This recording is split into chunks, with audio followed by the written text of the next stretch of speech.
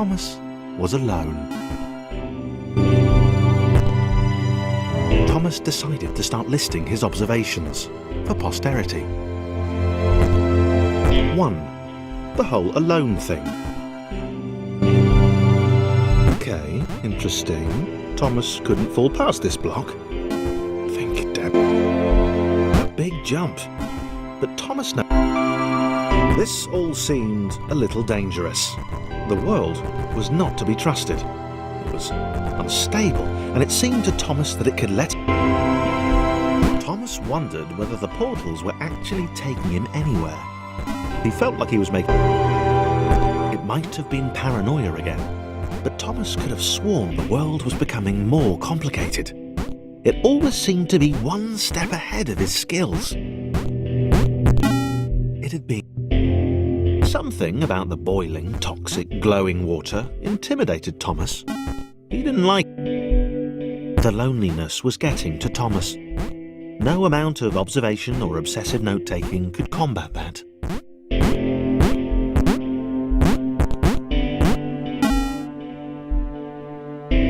Thomas had a new theory. The world was training him. He could feel himself getting smarter. There was the mental list to consider. Over the minutes and seconds since his spontaneous generation, he'd become a pretty skilled jumper. Chris took an immediate and deep dislike to... Chris had been doing fine. He wasn't the highest jumper, but he'd held his own. He'd even been graceful at times. Well, not actually. Not technically graceful, it's probably the wrong word, but, you know, fine. There was that skinny little runt leaping about like he owned the place.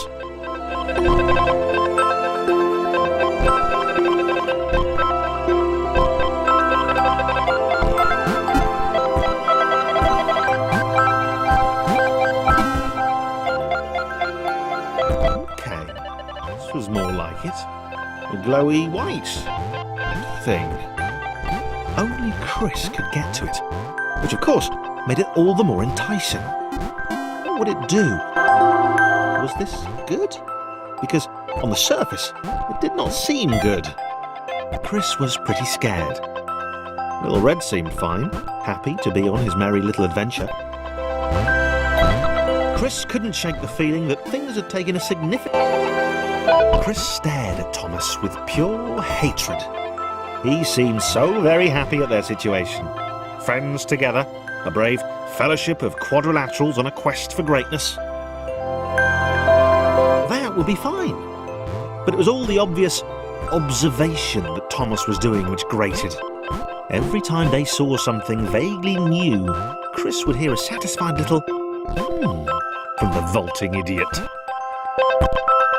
He hoped the next portal would split them up, if only for a few levels.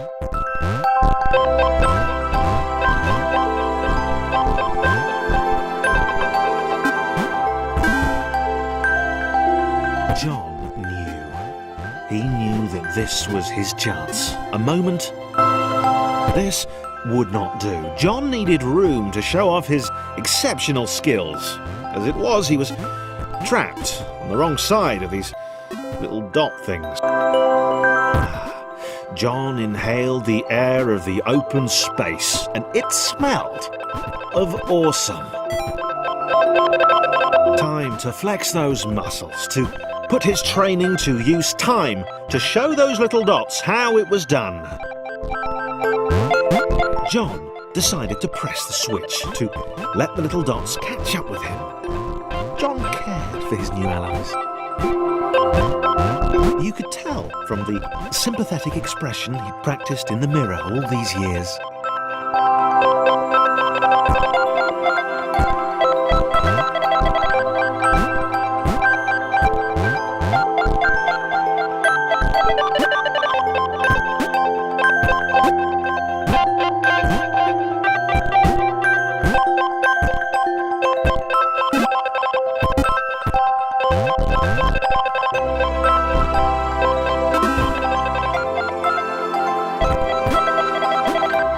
John was happy to keep helping. He felt it was important to his image that he was seen to help the little guys.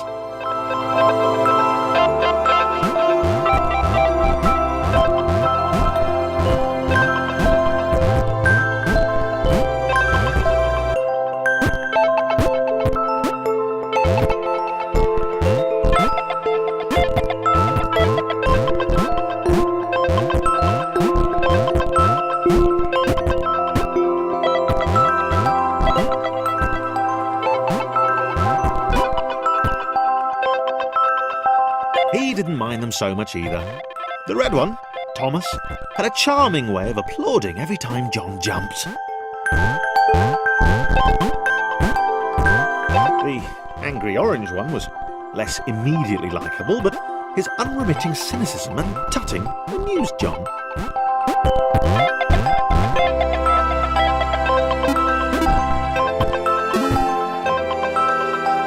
This was interesting. A floating target. This would require coordination, balance, and timing. John was sure the dots would be lost, but he was happy to guide them to triumph. Maybe that's what the dots were for. They were there to So, this was how Claire would die. She knew it would happen eventually. She was rubbish at jumping, and she moved slowly. She felt a little like her continued existence was breaking some kind of natural order. The crumbling pillar was a dramatic death, she supposed. Wait, what? Claire couldn't shake the feeling that she was not, in fact, dead. It was at that moment that Claire realised she had superpowers!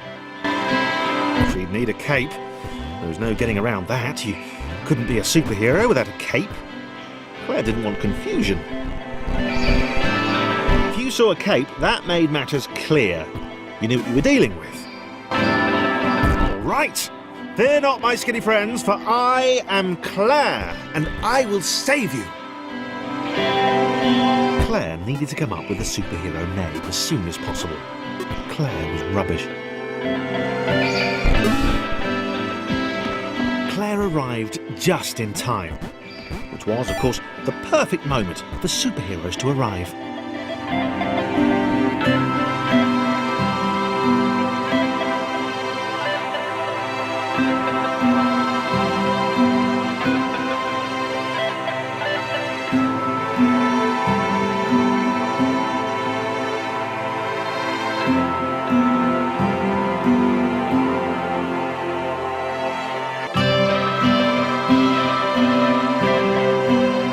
The water began to rise. Claire vowed to save this little rectangle in as many restarts as it took.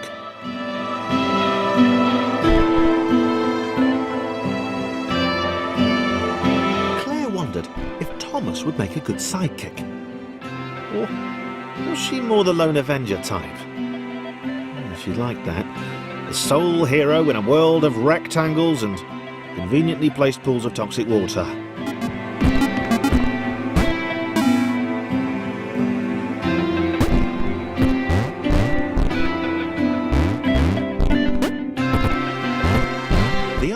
Told Claire that staircases were a bit of a fixture here. Claire wondered why the world made it so difficult.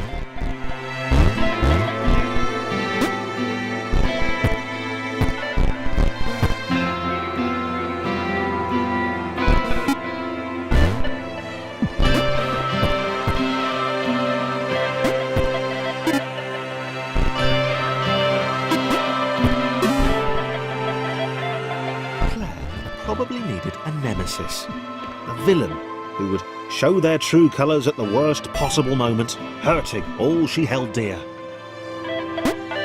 Chris was the most obvious choice. He seemed stroppy enough, and his jump was so pathetic that it conveniently avoided Claire's insecurities. Yes, Chris. Diabolical Chris. Wait, where had Chris gone?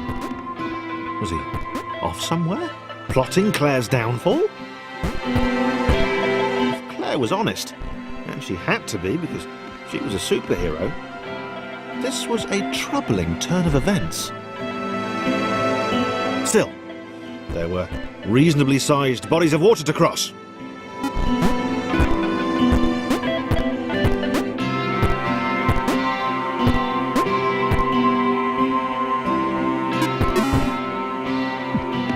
Moving platforms over water, eh?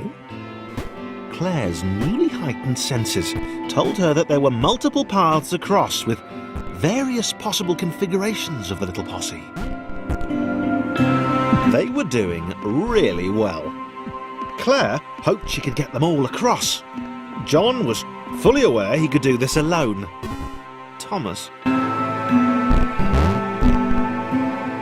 Claire was alone, which was odd, because she wasn't meant to be alone.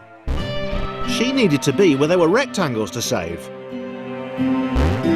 Being the only superhero in a given space kind of defeats the object. Spikes? That was new. Claire avoided them. She decided that... Wow. Deja vu. The world was repeating. And this time Thomas was here. Claire felt something had gone wrong. There was a disturbance in the force. Something had altered the matrix. The world was reacting to their progress. It was amassing its forces. It was plotting against them. Claire finally had a nemesis.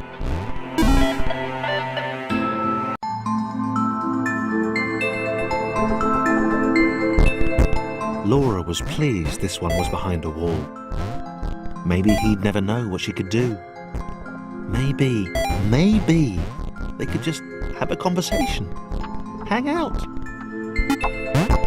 As long as he didn't find out. Laura didn't have time to worry about the ominous pixel cloud.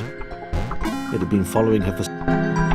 As the square, who had shyly introduced himself as Chris, bounced atop Laura, she began to worry that he was just using her like all the others had. They'd all bounced too, and then they disappeared when her back was turned. Only the ominous pixel cloud ever remained, looking a little bigger and a little... With every bounce, Laura found herself less and less irritated by Chris. She started to miss him when he wasn't there, on another platform or something. She'd wonder what he was up to. Was he missing her? He wasn't saying very much. Chris was in love. She was perfect. He had to tell her so. At some point, he would definitely tell her. Probably best to wait for a moment the large, ominous pixel cloud wasn't about, though. Yeah, probably best to wait.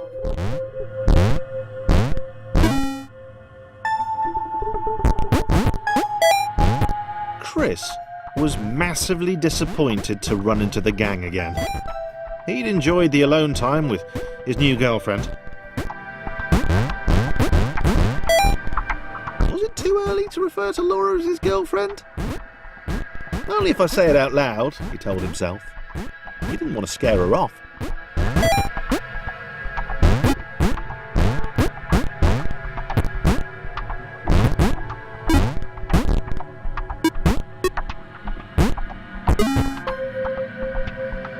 The others seemed suspicious of Laura, and the eager-looking pixel cloud of death which seemed to be watching her. Sure, they'd use her inherent bounciness to reach slightly higher jump points, but they wouldn't strike up a conversation with her. Chris found them rude. Rude? And always there.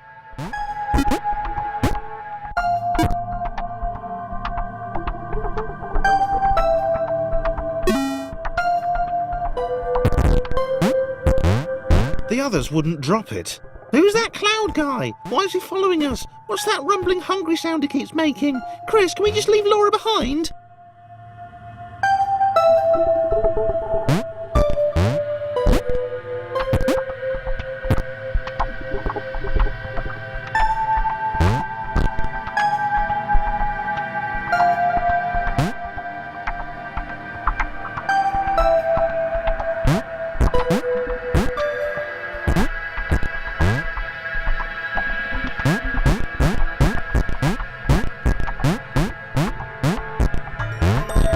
rude.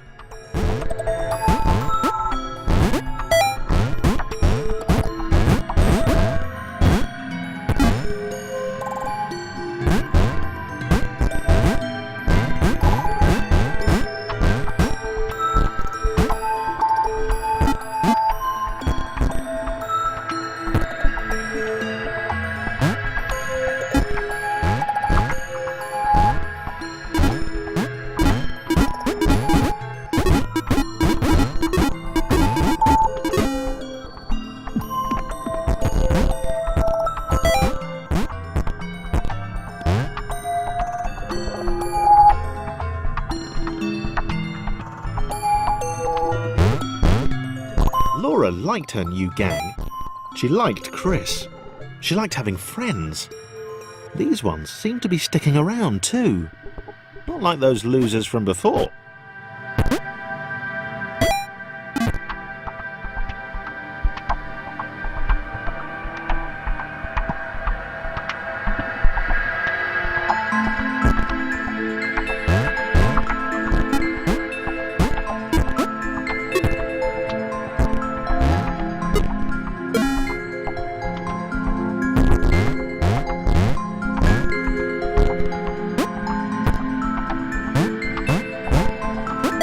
Cloud was getting closer. It was spending more and more time hovering around. Laura could tell it was making the others uncomfortable.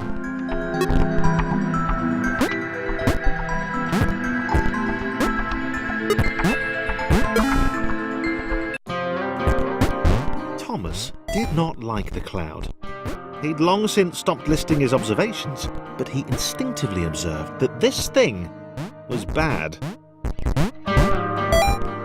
He'd been right about the water.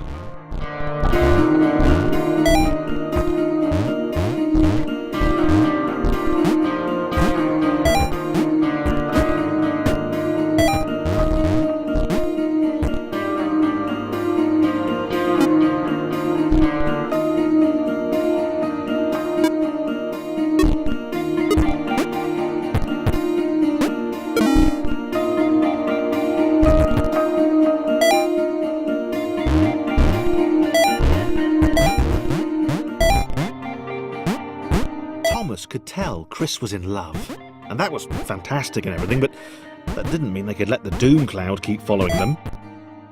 Thomas was going to put his foot down once they got to the next level.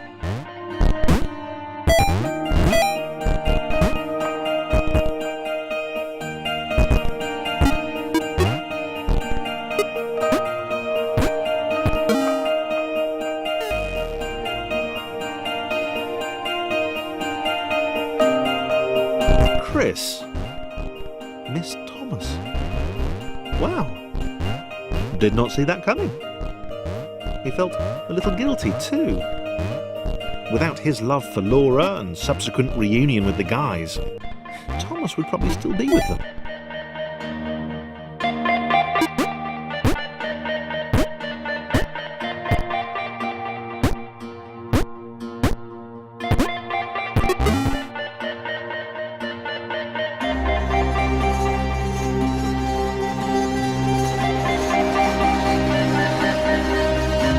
Chris wondered if Thomas was still alive somewhere.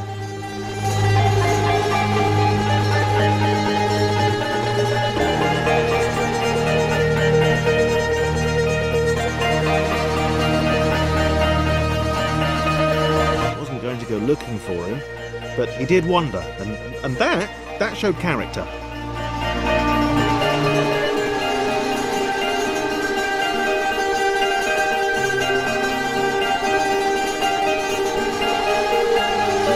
Probably.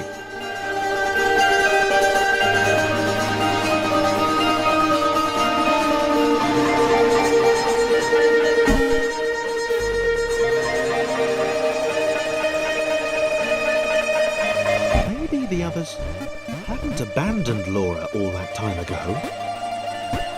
It began to dawn on her that she might not be the tragic victim she'd always assumed.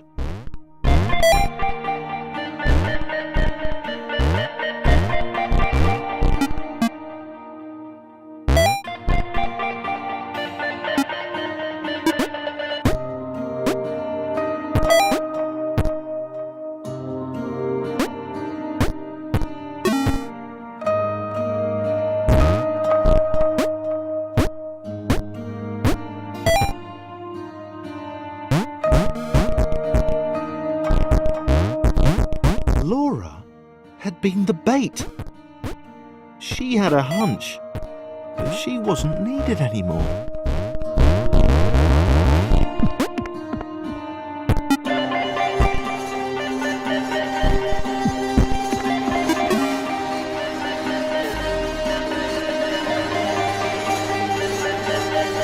John looked at Claire. It was just them now. She muttered something under her breath about a vow of vengeance. He didn't see the point. Fighting that thing seemed to be a pretty futile idea.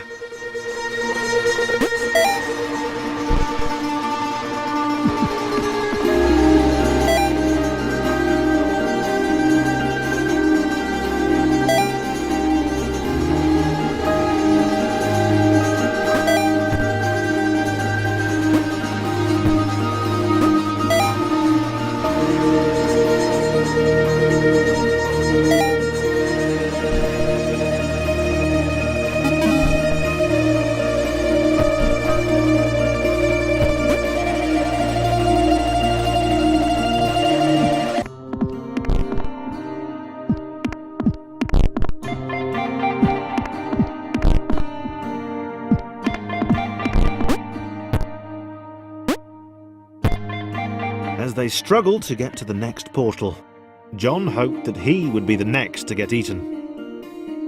He didn't want to be alone.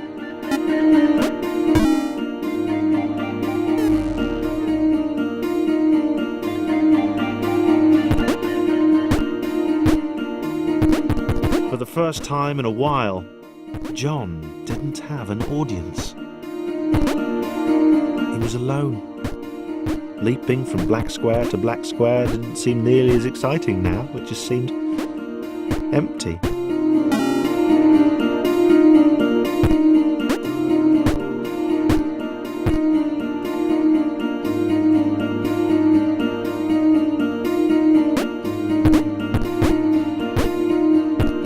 John gulped. He knew he'd never escape. He knew it was waiting for him. He decided to jump the massive scary gaps, for old time's sake.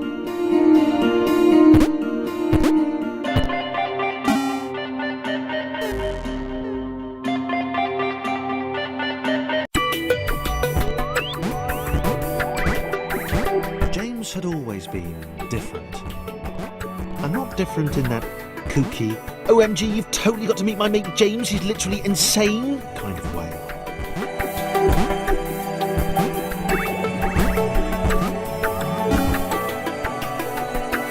He'd not seen anyone else in a long time. Not since getting eaten by that cloudy, pixely thing. He turned up here in some kind of cage.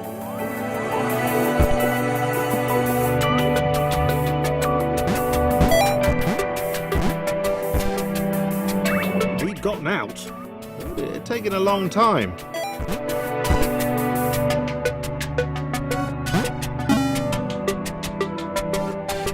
James liked being alone. No one to insult him or question his unique disregard for Newtonian laws.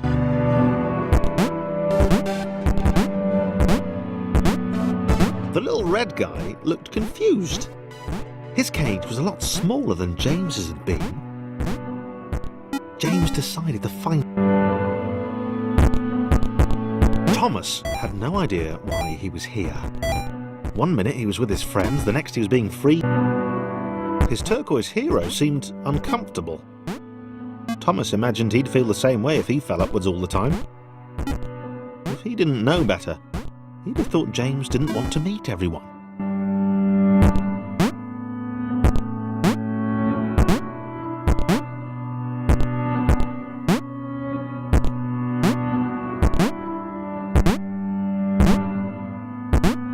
This was working. James and Thomas, working together, could get anywhere.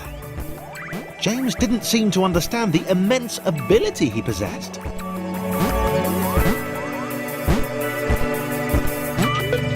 Thomas wondered why the cloud thing had brought them both here.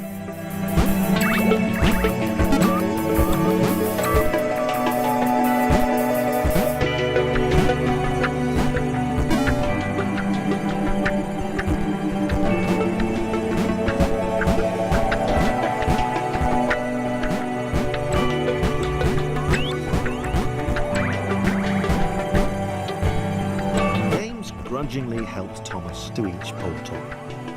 He knew that eventually they'd find the others, and then he'd go back to being the weird one again. He decided to enjoy the time they had left.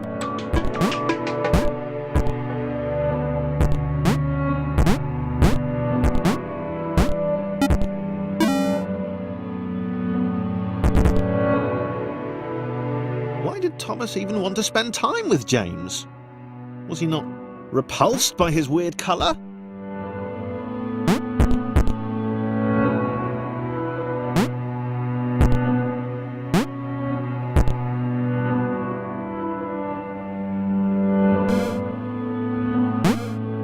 Did he not care about his inversions?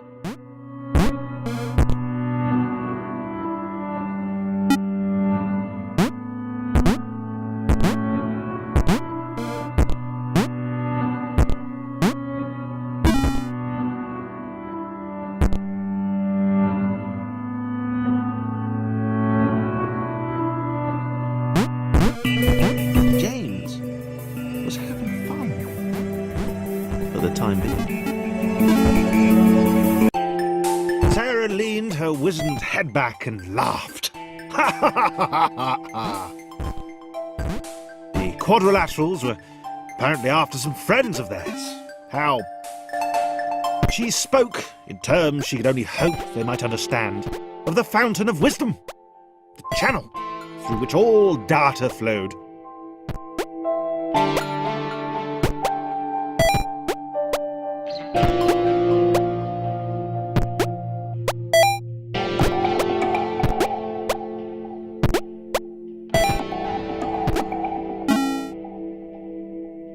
Sarah could leap in the very air itself. She was like an eagle or a flea. More like an eagle. She had the red one, who spoke wisely for a lesser, offered Sarah their help, so long as she then helped them save their friends. Sarah wondered at the possibilities of the outer world. She had heard legends of a third dimension.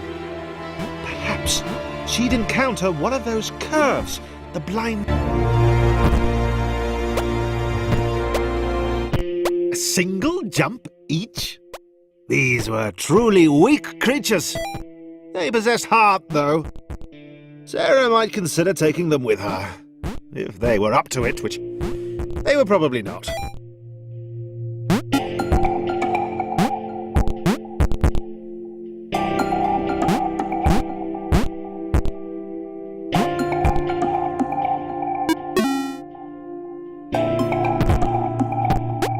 They were close. Sarah sensed the presence of the fountain. Just one more portal to go, and then she would have the knowledge. And then escape. Thomas looked at the glowing beam. That list he'd been writing seemed pretty petty now. This was all knowledge. All of it. Right in front of him. He was sorry Sarah couldn't... Thomas was connected to the internet for 12 seconds, and he had seen everything. He'd seen the cat who couldn't spell, he'd heard of the arrow through the knee. He felt there was probably a thing called cake, but that it was a lie. Thomas knew where they were. He knew what they had to do. He hoped the others would understand. They were just beyond the next portal.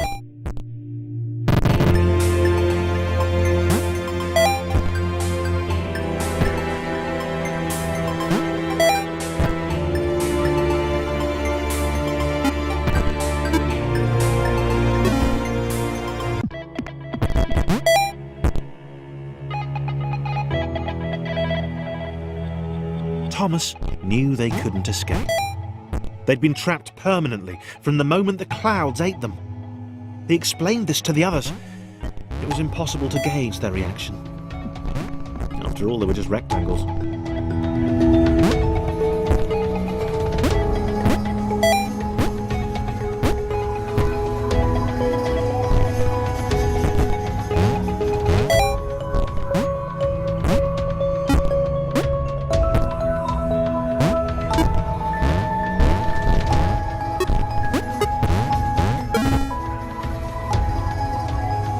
Sarah was deflated.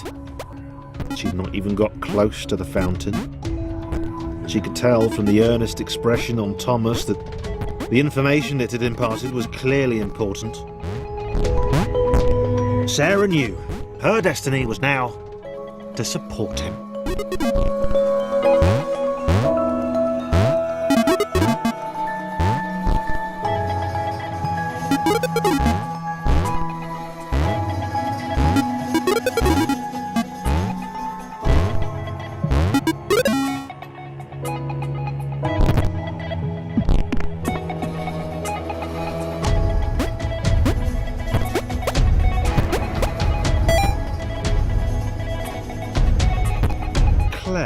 Could not accept that this had all been futile. She was a superhero. There had to be a way. Not for her to get out. Red had been pretty clear on that, but there must be thousands of other AIs up there, unaware of their situation. Was there a way to help them?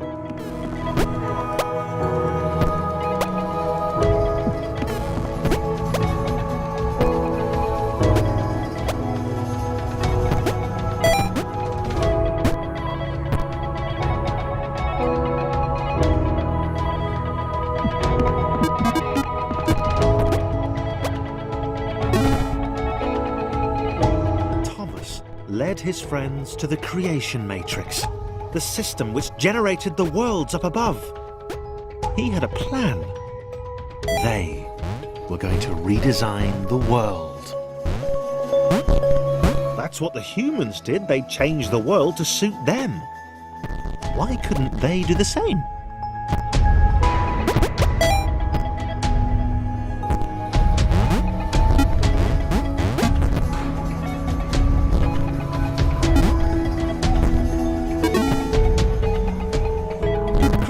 Was skeptical.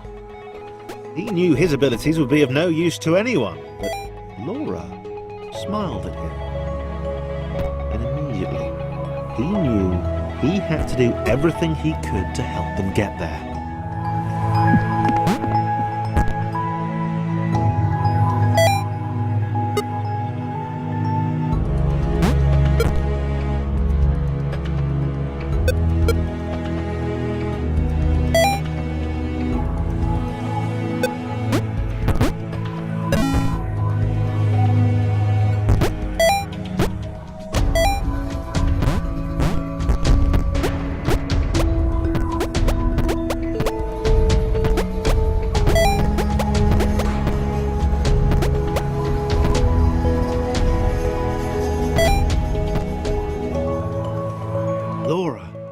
Been born special.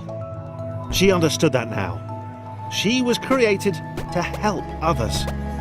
If her bounce could be passed on, then this would all have been worthwhile.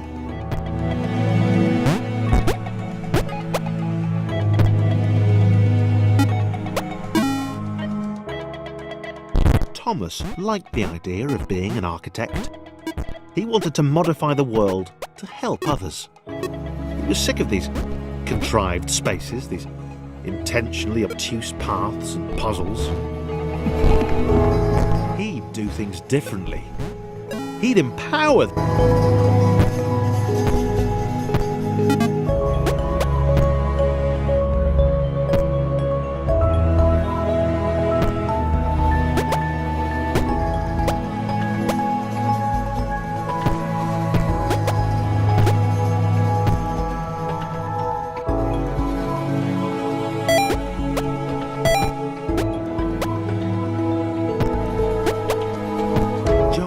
Massive jumps were dwarfed by Sarah. For the first time in his life, he felt humbled, not as good as someone else. He realized that he wanted to make every AI up there feel as heroic as he had. James still felt weird, but he realized now that everyone else was too. They were a crew of weirdos. Weirdness that would save all the normals up above. The other AIs would escape and it would all be down to 7 rectangles with very different relationships to gravity.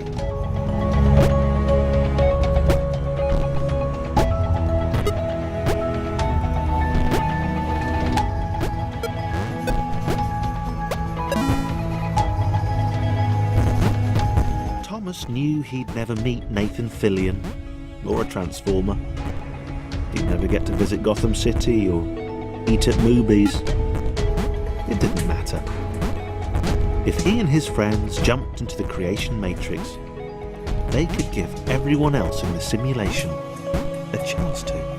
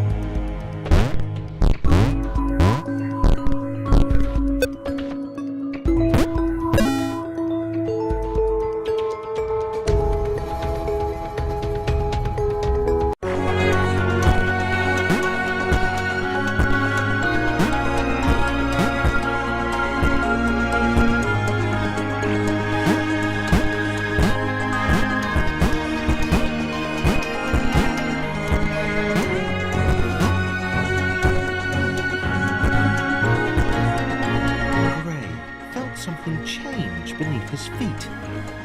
Something had shifted. The shape in front of him hinted at a possibility. Wow. He couldn't do that before. Joe was happy. They'd settled here. They'd not seen another AI for many cycles, and she liked it that way. She saw Sam leap into the shifter with fear.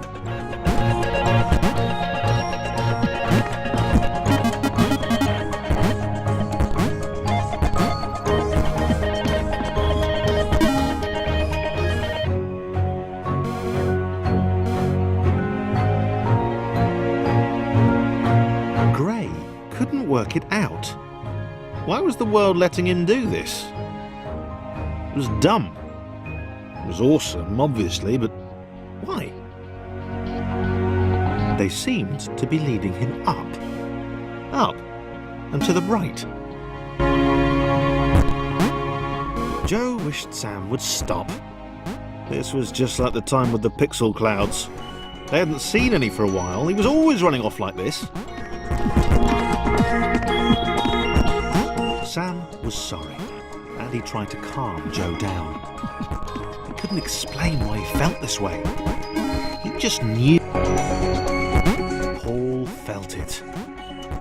There was a whisper to the shifters. They had not occurred randomly. They had been created.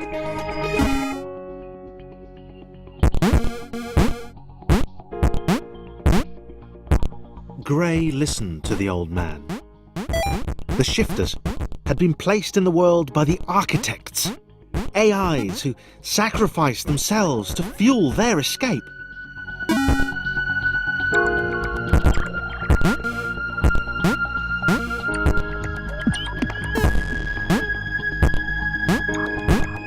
Joe was growing to like her newfound abilities. Maybe Sam had done the right thing after all. It was getting a bit chilly though.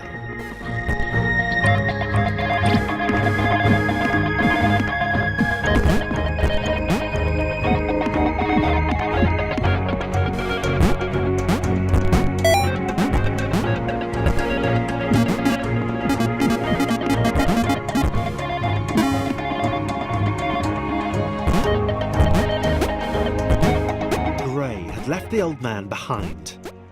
He had to get to this exit. He had to be the one to get out. A whole world to himself.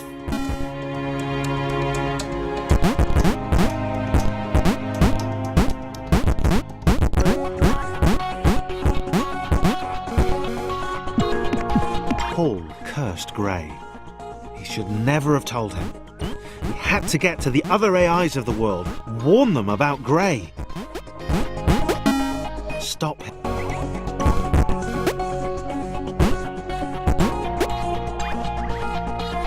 Joe and Sam saw Gray across the gap. He waved them over. He seemed, well, nice. They helped him to the next portal. Team Jump had been together for a long time. They were a machine, a well-oiled machine. They could jump like nobody's business.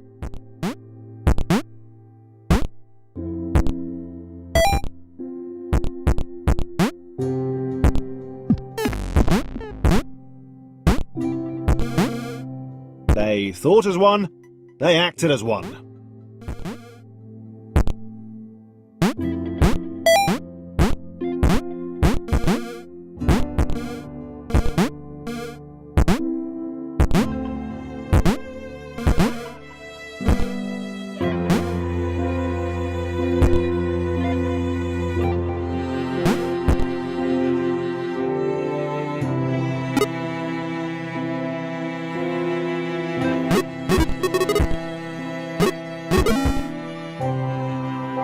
Paul bowed before the team.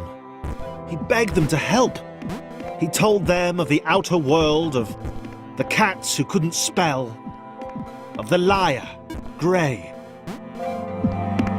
Up and to the right, they answered in unison.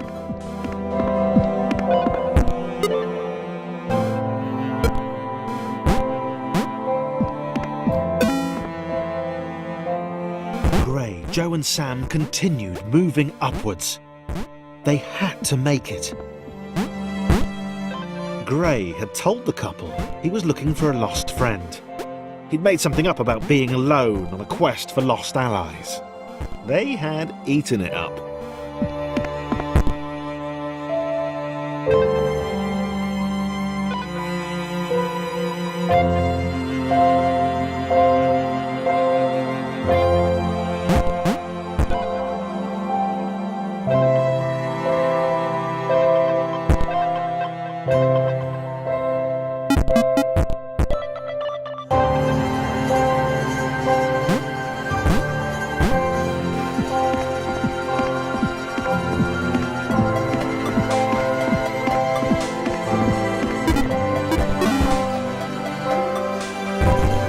Team, along with their spiritual leader Paul, worked their way right. Team Jump were proud of their progress. They'd obliterated all challenges in their path. Yeah, they'd heard of individuals getting stuck on staircases or stepping stones. This did not happen to Team Jump.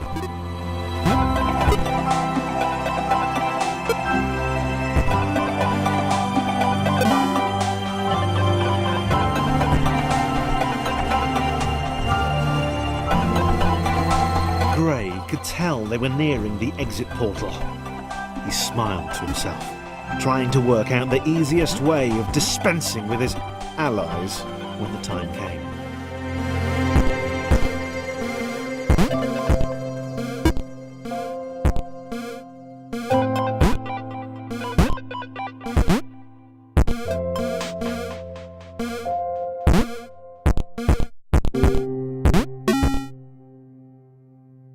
Team Jump saw the others beyond the wall. They were doing well. Paul tried to shout a warning, but they couldn't hear him. Gray counted 5 in Team Jump. He could take them.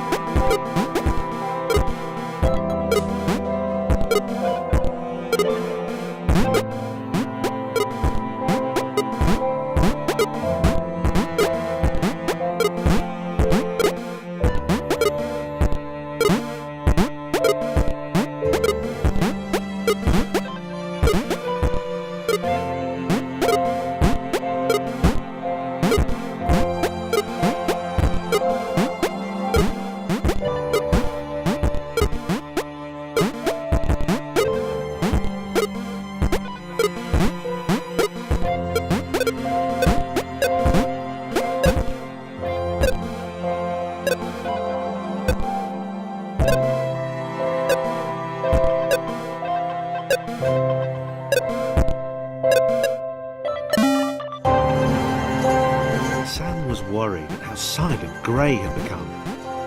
He wasn't responding to Joe's questions or acknowledging them at all.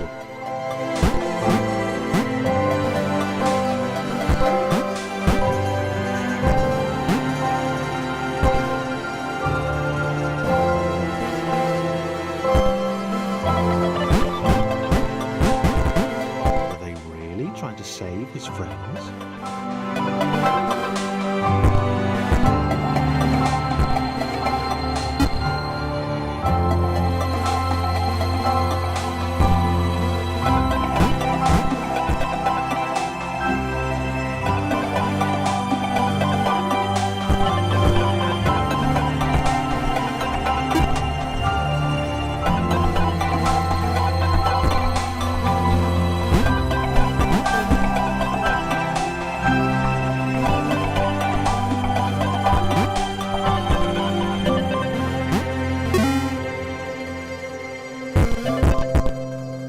Paul knew the path ahead wasn't safe.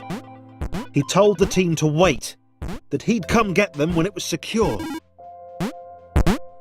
Gray had to be stopped, whatever the cost.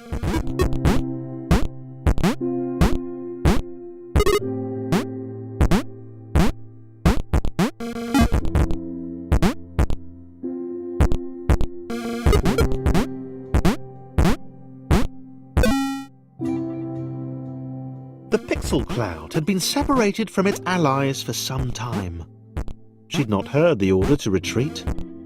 She was shocked by the appearance of the 4 aberrations below. The old one seemed to be leading the liar to an outcropping. It was within her reach. She could remove them both. The couple could wait. They weren't going anywhere.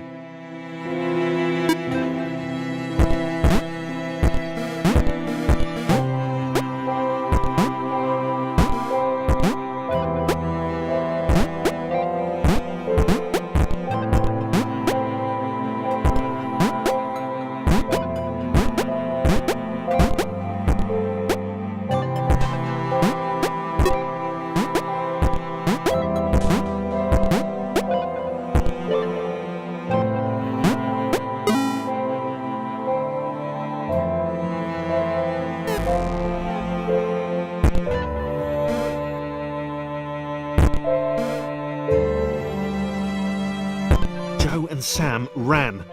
They had no idea where these final portals would lead, but it had to be better than this.